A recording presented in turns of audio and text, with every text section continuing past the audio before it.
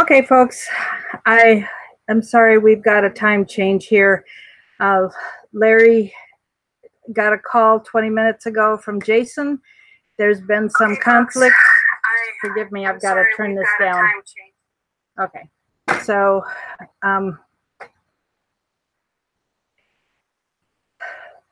Jason asked Larry to do his show at 3 Central when I normally do the show for Larry.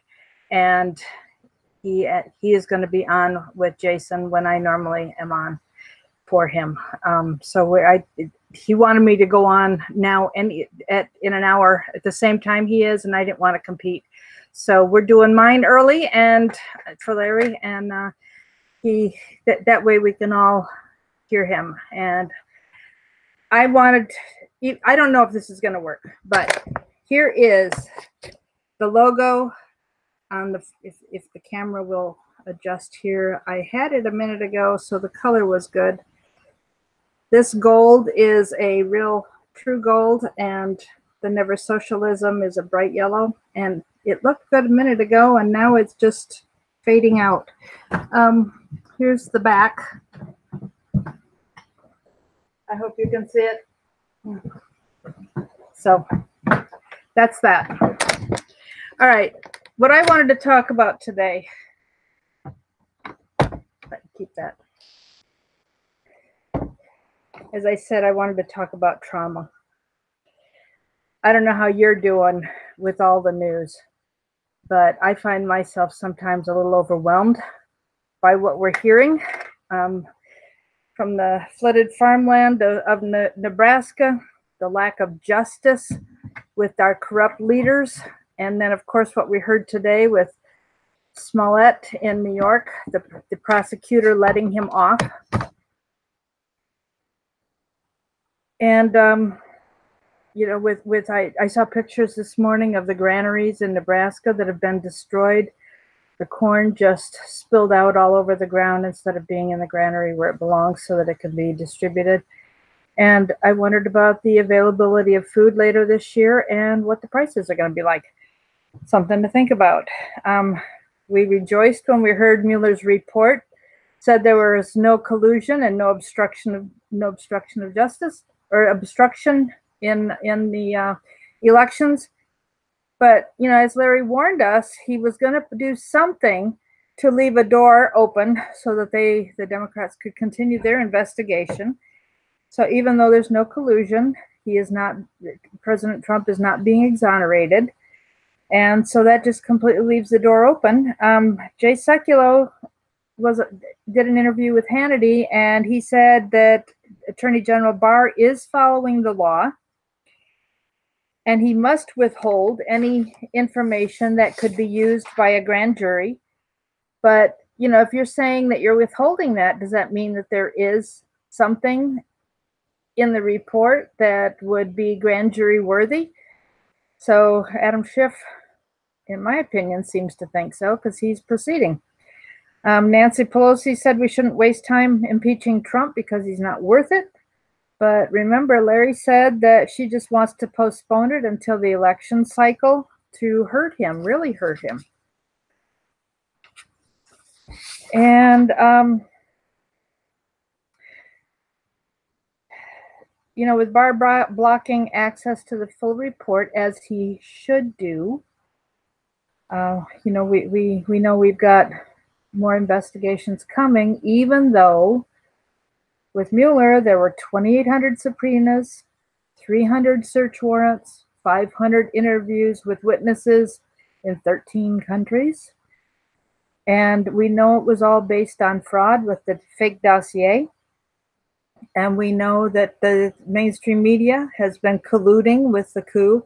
And it's been, I don't know whether to be laugh or throw a shoe at the news people and the way they are trying to backtrack, and they knew a long time ago. Anyhow, and then I heard today about more information. Not only are states trying to block Trump in 2020 by changing the law so their electors electors' votes go to whoever gets the popular vote. But they're also in Washington, and I know they've tried to do this in New Jersey. They are voting to not allow anyone on the ballot who doesn't present 5 to 10 years worth of tax returns. So they're trying to keep Trump off the ballot, even though federal law says that your IRS returns are private. So, and then with Smollett, we rejoiced that his prosecution, that he was going to be prosecuted, and then the prosecutor let him off. So I don't know about you, but I know there are people that I hear or read, a lot of frustration and anger at the injustice. So what are we going to do? We can't just throw up our hands and give up. And I was listening to somebody else this morning who talked about having been born in 1957. She went to school without prayer in school and without Bible reading anymore. That was stopped in 62 and 63. If you were born after 1968, by the time you went to school, abortion had been legalized. So I think about, what Larry's talked about. We have our first complete generation that has been basically brainwashed with socialism. We've watched the progression, little by little, that the Democrats have done in promoting their way of life, and the conservatives, we want all or nothing, and we've got to learn their tactics and use them back on them. I was listening last night to Zach Eckley, I think his name was, wrote Rules for Revolutionaries. I wonder how similar it is to Saul Alinsky's Rules for Radicals, and the fact that the Justice Democrats he was recommending that people switch party allegiance, switch their party, and say that they're a Republican so that they can sneak in socialists into the Republican Party and have their Democrats vote for them in the primary. So that whether a Republican or a Democrat wins, they know with confidence that they have wrapped up having a socialist in that district. So we've got to become very wise, and we've got to start really fighting to save this country. So does all this cause you stress? I've been thinking about it. When I thought about last week, we were talking about preparation for an emergency of any kind. And yes, Larry will be on the Jason Goodman show at the time that I was going to be on. So he'll be on in a little less than an hour. So we'll be done in time to listen to him. I'm reading comments in the chat. So I thought we'd talk about trauma today, and how to cope with it. It's not just our veterans who suffer PTSD. There are many causes of trauma. And some people survive it and thrive, but many don't know how to cope. Parents do a disservice, and I'm as guilty as anybody else when we overprotect our children. We love them, we want to protect them, we don't want them to suffer. But while we want to protect them, we need to carefully expose them to reality and teach them coping skills. For example, a parent that we see who the child falls down and the parent just hugs and hugs and hugs and hugs and hugs, instead of giving a hug. A kiss will make it better, put a Band-Aid on it, we'll stop the bleeding. You're going to be okay. You can live through this. You need to teach them that they can walk with a skin knee. We might not show traumatizing photos to children of the reality of abortion or things going on around the world, but exposing them to the fact that, people are suffering from floods, people are suffering from danger, and there is danger in the world, and you will do your best to protect them from experiencing it, but give them skills to cope and skills to handle it. The agonies of poverty and war and natural and man-made calamities are a fact of life. So I thought we'd talk about what to say when a loved one is deathly ill or dies, is in a terrible accident, when someone has suffered great loss, like we see with the farmers in Nebraska. Whatever the cause of disaster, um, a crisis is going to cause a physical and an emotional response. And when everything is disrupted and you feel powerless, the intensity and danger involved will affect the level of trauma that you feel. Some symptoms of trauma: you might feel confused, or I say you, but I'm going to talk about whoever is experiencing this trauma, whether it be PTSD or some other crisis that you're going through that's causing temporary or long-term trauma. It can cause confusion. You have a hard time making decisions because you're too stressed to think. What actually happens, I had a professor who taught it, he said, lift up your fist. And this is the ring that we have, by the way, that is made from the uncirculated quarter in your birth year. So picture this as your brain. Right smack in the middle is an area of the brain that controls your emotions.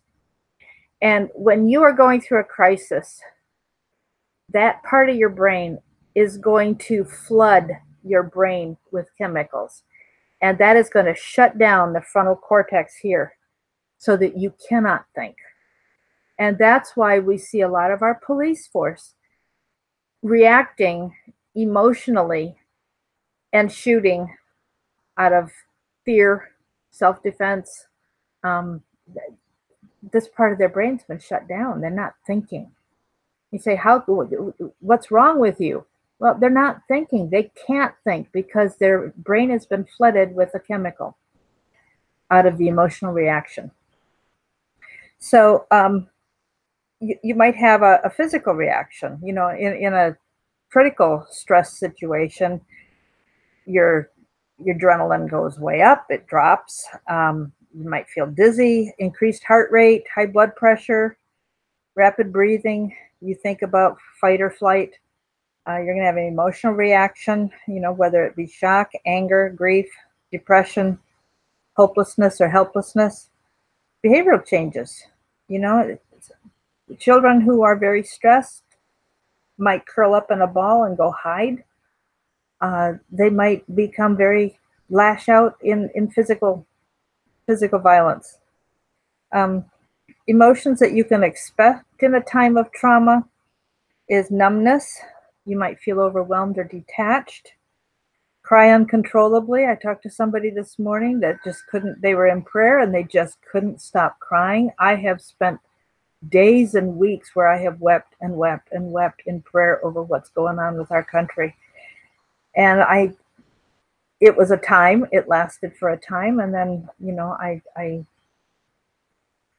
got used to what I was feeling and moved on. You might have trouble sleeping.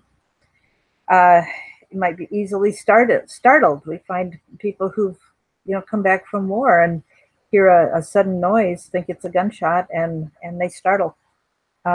People will rely on drugs and alcohol.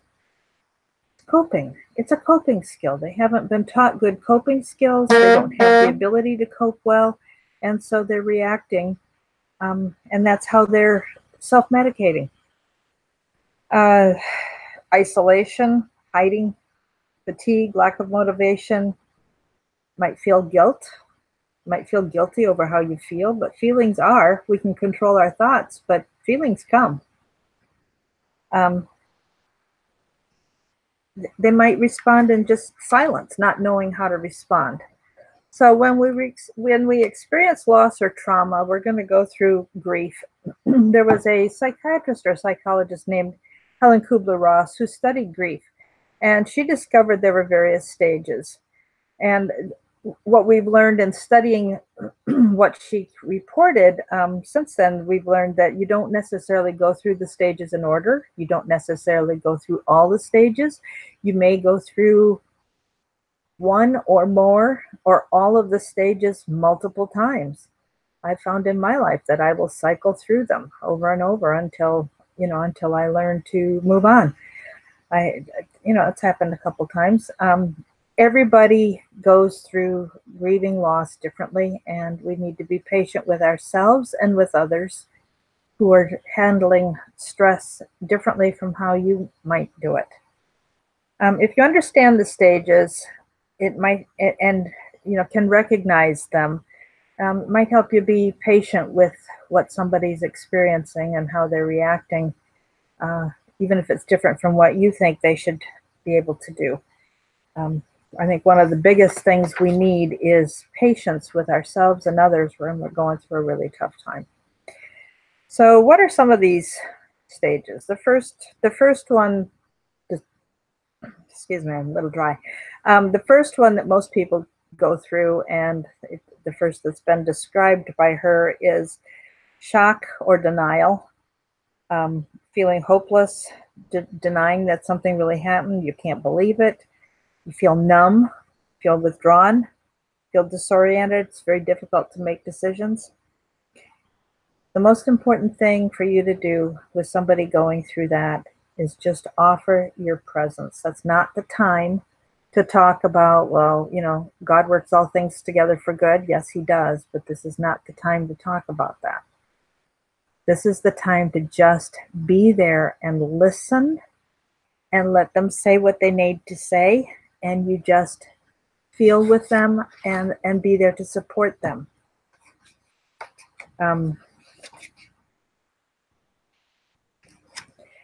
Active listening is letting a person talk and then reflecting back to them what you hear them saying.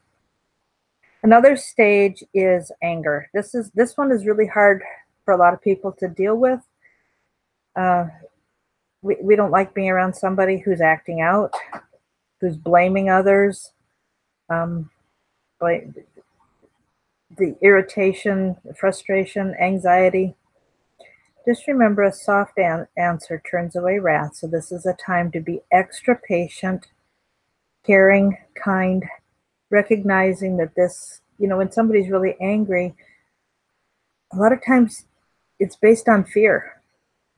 And if we can get to the what's behind the anger, it'll help you to cope with somebody else's anger if you do that with some understanding. It's important to let somebody know who's going through trauma and is in that angry stage that it's normal. And it's okay to be angry. You hope they won't be angry forever, and they won't be. But it's normal. And normalizing it will usually help them calm down. Some people have a habit of anger, and they have some habits they need to learn differently. Another stage is bargaining, feeling guilty, feeling personally responsible for what happened. If only, or, God, if you'll do this for me, then I promise I will. Or bargaining with other people, Here again, this is a time to just be present with somebody.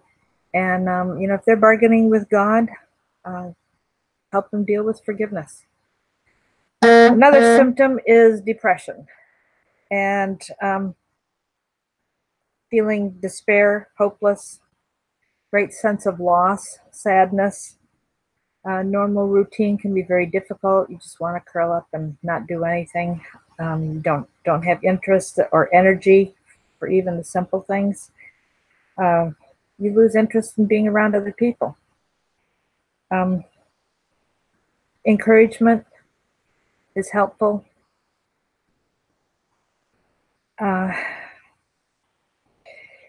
Being present, stepping up and doing a little extra.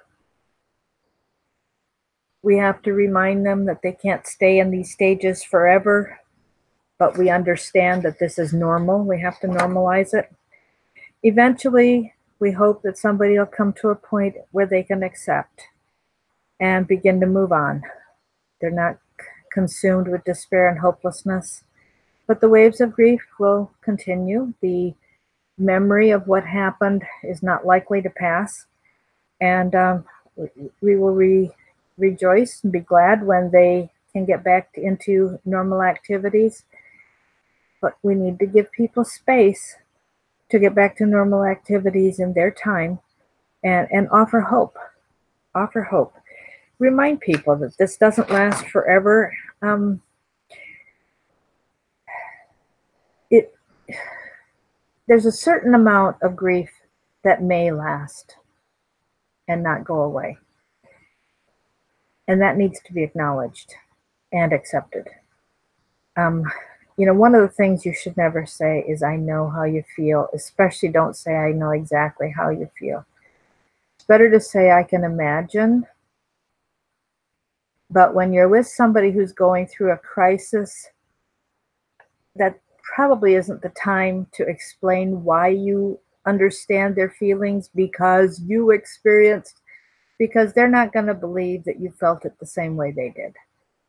So there will be a time for that. But in the beginning, it's better to say, acknowledge what they're going through and ask how they're holding up. Not how you are. How are you?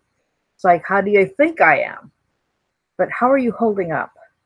Because that infers that there is a way to hold up. Don't tell them be happy for what you have left, because they're grieving loss.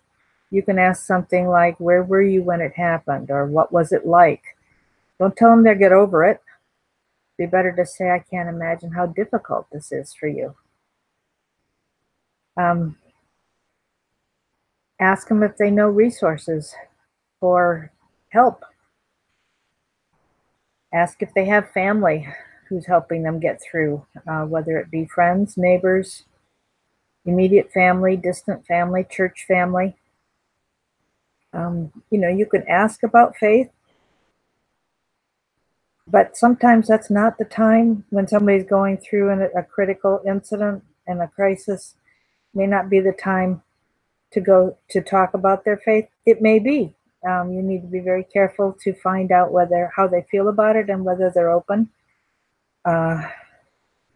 Just don't compare your own situation and experience to theirs. Active listening. Just a couple things. If you reflect back to them what they've said, this is what I've heard you say, I think you said, you're clarifying that you understood, you're rephrasing, repeating what they said. Give them your full attention. Turn your body toward them and look in their face, look in their eyes.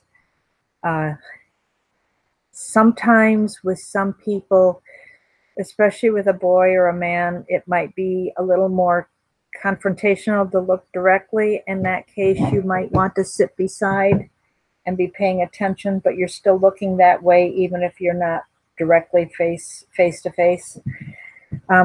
You don't have to agree or disagree with them. You're there to listen. You're not winning a debate. You're not there to argue. You're there to be a friend. Let them talk if they have suffered. And if they don't want to talk, it's okay to enjoy silence together. I see a comment that it's good to take magnesium because it helps with anxiety. Yes, it does. Listening builds, and exercise is also good for anxiety and depression both. Listening will help build their trust in you, and it's really important. You need to be careful about asking the right kind of questions. Ask open questions. How are you holding up? Not a closed question. You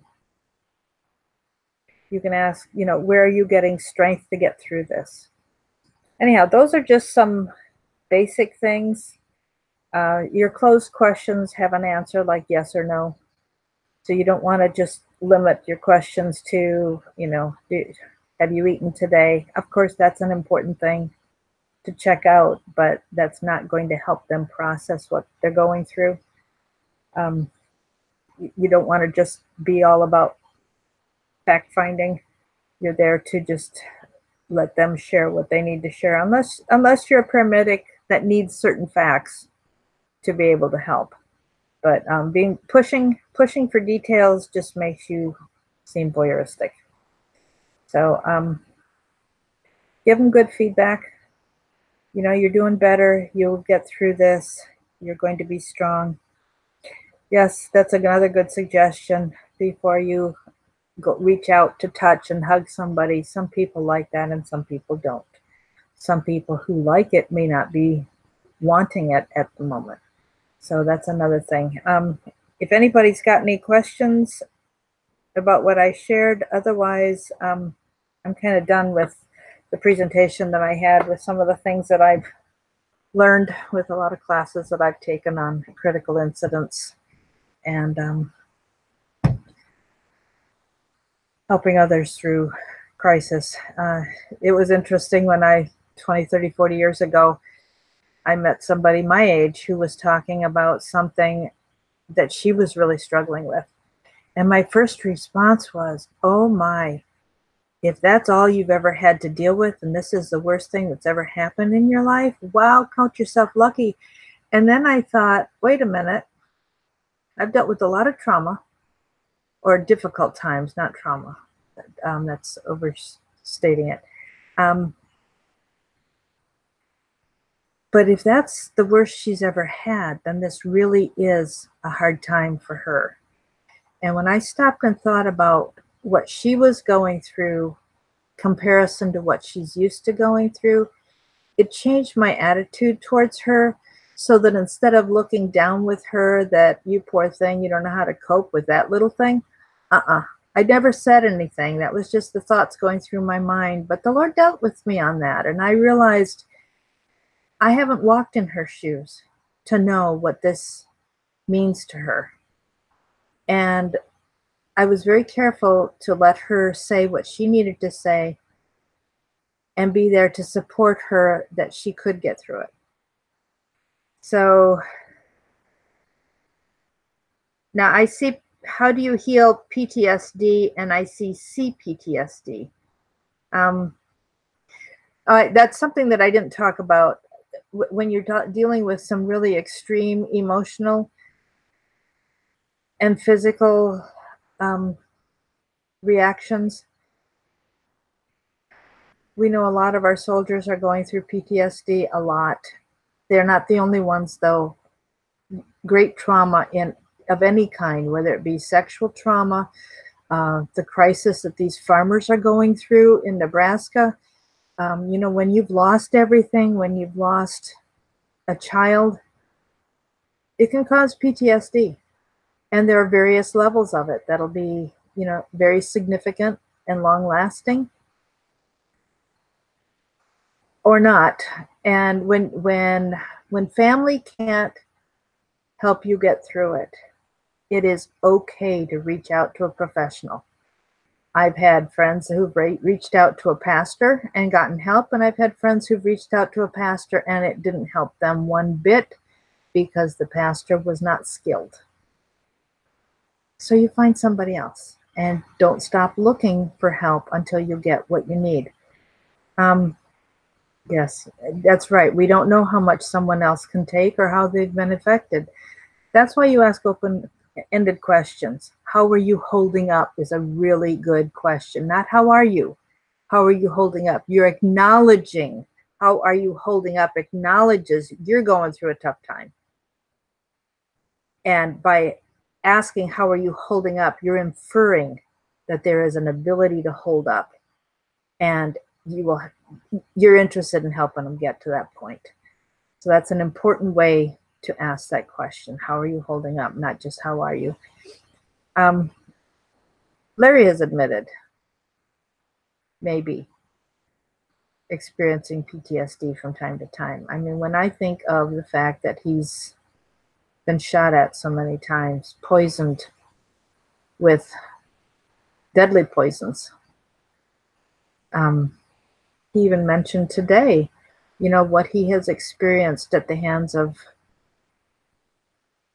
I'll say the Clintons, by the assumption that a lot of what he is going through has come from them because of, they seem to be the source of a lot of trauma for people who speak the truth. I'm not accusing. I don't have proof beyond what we've heard from Larry and what we've heard from other people, and so I won't make that accusation because I can't. But what he has experienced, I do know that he's been shot at so many times. And to have to go through that and have family and other people around that he has to be concerned about, it's different from being at war. And he's experienced a lot of traumatizing things like all of our soldiers have who've been in active conflict. Um, it has a long-term effect. And I want to thank and acknowledge the family members, wives, children, parents, whose kids come back from war traumatized. You deserve more help than you're getting. So with that, I'm going to end this discussion, and I'm going to say, please consider helping Larry if there's any way you can send anything to him today. He is dealing with the fallout from what's going on with President Trump, with the what the Democrats are doing. I understand Pelosi had another press conference, and I didn't get to watch that yet. But Larry is, very involved because of what he knows and what his idea. He's always had really. He's very skilled in being able to provide strategies. There are people that want to bring out some of the information that he has provided, and timing is so crucial. And we're getting impatient that we can't have prosecutions. But, when you think of what just happened with Smollett, there's a rumor that the judge was paid off. We don't know if that's true. Was he? I don't know. I don't know. I don't know how to find out. But we know that the prosecutor let him off the hook, and I hear the police are wanting the prosecutor investigated for what's happening. The police in Chicago, I understand, are pretty upset about this. And be kind to yourself right now with what our country's going through, because this is affecting all of us. So be aware that your own reactions to little things in life may have less to do with what's actually happening in your life and more to do with this whole climate we're dealing with of stress. And one of the things I mentioned to Larry I was really concerned about is I'm concerned that people will get so tired of nothing happening, so tired of all the accusations, false accusations against President Trump, the whole issue of where there's smoke, there's fire, or I'm so tired of the trauma, let's get somebody else in here. But we have to remember, anybody else means we get socialism. We are fighting for the life of this country. It's about to be snuffed out. And with the things that we have allowed to happen, I know God's not happy. But this country was started with the Pilgrims coming over, wanting freedom to worship God, our God in heaven, and Jesus Christ. And we've got to remember that. And the freedoms that we were given in our First Amendment were based on not establishing a religion. And we know which culture among us wants to establish their religion and their laws and replace ours. And we've got to rise up and do something about that too. Anyhow, whatever you can do for Larry, please do. His PayPal account is nicholslive@aol.com. Tomorrow night we will be discussing, during the conference call, we'll be discussing chapter 4. We'll be talking about the Arkancides and all the people that we know died and benefited Hillary and Bill by their death, which is how the word Arkancide is defined. So until you'll hear from Larry here tomorrow at this time, and in 25 minutes he'll be on with Jason Goodman. You can find him here on YouTube, Jason Goodman, or Crowdsource the Truth. I think it's broadcast on both of those. So until then, God bless you. Have a good evening, and we'll talk again tomorrow. Bye.